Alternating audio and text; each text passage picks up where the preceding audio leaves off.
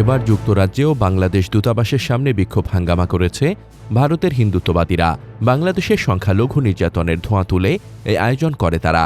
তবে বাংলাদেশের পাশে দাঁড়িয়ে ওই বিক্ষোভকারীদের মুখোমুখি অবস্থান নেয় খালিস্তানপন্থী শিখ জনগোষ্ঠী এবং হিন্দুত্ববাদীদের বিক্ষোভ ভেস্তে দেয়।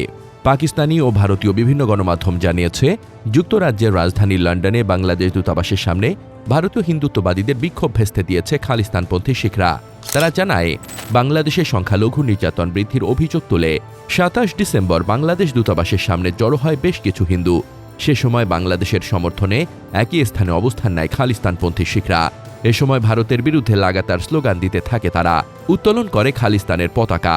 এভাবে পরিস্থিতি উত্তপ্ত হয়ে উঠতে থাকলে এক পর্যায়ে সংঘর্ষে জড়িয়ে পড়ে দুই পক্ষ। পরিস্থিতি এতটাই খারাপ হয়ে যায় যে শেষমেশ হস্তক্ষেপ করতে বাধ্য হয় লন্ডন পুলিশ। পাকিস্তানি গণমাধ্যম ডন জানিয়েছে, এদিন বাংলাদেশে এক হিন্দু নাগরিক হত্যার প্রতিবাদ জানাতে দূতাবাসের সামনে জড়ো হয়েছিল ভারতীয় হিন্দুত্ববাদী বিক্ষোভকারীরা। তবে খালিস্তানপন্থী শিখরা খালিস্তানের পতাকা হাতে নিয়ে বাংলাদেশের সমর্থনে সেখানে উপস্থিত হয়ে বাধা দিলে বিক্ষোভটি পণ্ড হয়ে যায়। ভারতীয় গণমাধ্যম এনডিটিভি জানিয়েছে, লন্ডনে বাংলাদেশ হাই কমিশনের বাইরে হিন্দু সম্প্রদায়ের নেতৃত্বে আয়োজিত একটি বিক্ষোভ শনিবার খালিস্তানপন্থীদের বাধার মুখে পড়ে। এই কর্মসূচির উদ্দেশ্য ছিল বাংলাদেশে হিন্দু ও অন্যান্য সংখ্যালঘুদের ওপর নির্যাতন বৃদ্ধির অভিযোগে প্রতিবাদ জানানো। এনডিটিভি জানিয়েছে, বাংলাদেশে হিন্দুদের লক্ষ্য করে একের পর এক হামলার ঘটনা নিয়ে উদ্বেগ জানাতে লন্ডনে হিন্দুদের এই বিক্ষোভ আয়োজন করা হয়। চলতি মাসে ময়মনসিংহে ধর্ম অবমাননার অভিযোগে ২৯ বছর বয়সী পোশাক শ্রমিক দীপু চন্দ্র দাসকে হত্যার অভিযোগ উঠেছে। এছাড়া ক্রিসমাস ইভে রাজবাড়িতে অমৃত মণ্ডল নামের আরেক ব্যক্তি মবের হামলায় নিহত হন। যদিও বাংলাদেশ বলছে, অমৃত মণ্ডল একজন অপরাধী। চাঁদা নিতে গেলে স্থানীয়দের সঙ্গে সংঘর্ষ হয় তার। তবে এসব ঘটনা আমলে নিয়ে ২৬ ডিসেম্বর ভারত সরকার জানায়, বাংলাদেশে সংখ্যালঘুদের নির্যাতনের একের পর এক অভিযোগ তাদের কাছে গভীর উদ্বেগের। এ সময় দীপু চন্দ্র দাস হত্যার সঙ্গে জড়িতদের শাস্তির দাবি জানায় দিল্লি।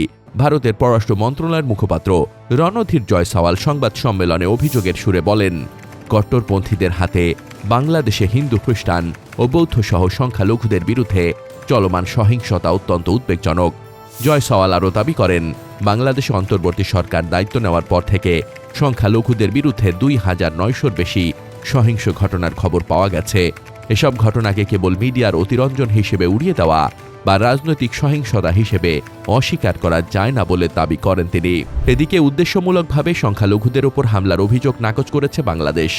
তারা বলছে, এগুলো বিচ্ছিন্ন ঘটনা, বরং ভারতের বিরুদ্ধেই ধারাবাহিকভাবে মুসলিম, খ্রিস্টান সহ অন্যান্য সংখ্যালঘুদের নির্যাতনের গুরুতর অভিযোগ তোলা হচ্ছে বাংলাদেশের পক্ষ থেকে। এটি এমনই ভয়াবহ পর্যায়ে পৌঁছেছে যে এবারের বড়দিনেও ভারত জুড়ে খ্রিস্টানদের উৎসবে ৬০টির বেশি হামলার ঘটনা ঘটেছে। অথচ নিজ দেশে সংখ্যালঘু নির্যাতন নিয়ে ভারত বরাবরই নীরব বলে অভিযোগ বাংলাদেশের। News desk, দুতিয়াল।